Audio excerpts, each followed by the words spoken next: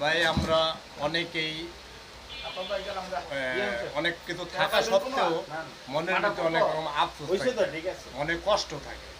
তা আমি সেই সমস্ত মানুষের উদ্দেশ্যে বলুম যাদের মনে অনেক কষ্ট, আল্লাহর উপর নারাজ থাকেন, এইভাবে পাইলাম না, ওইভাবে পাইলাম না, এমনি হইলো না, অমনি হইলো না, আপনার সমস্ত বডিটা ফ্রেশ থাকার পরও আপনি শুকরিয়া আদায় করেন না। আপনি যদি 2 মিনিট আপনার চোখটা বন্ধ করে এইখান থেকে 10 কদম হাইটা অন্য কোথাও যান, তখন আপনার মনের দুঃখটা দূর হয়ে যাবে। কি বলেন? আল্লাহ নবীজিরে প্রশ্ন করছে যে বন্ধু আপনি কি চান পৃথিবীতে?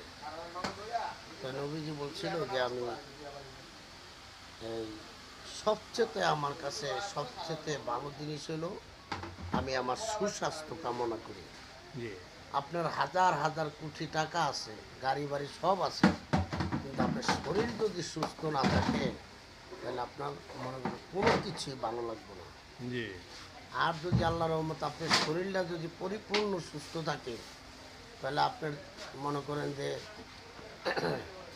যেমনি খুশি এমনি চলতে পারবেন বা একটা কাজ কাম করতে পারবেন, সব কিছুতে আপনার ভালো লাগবে।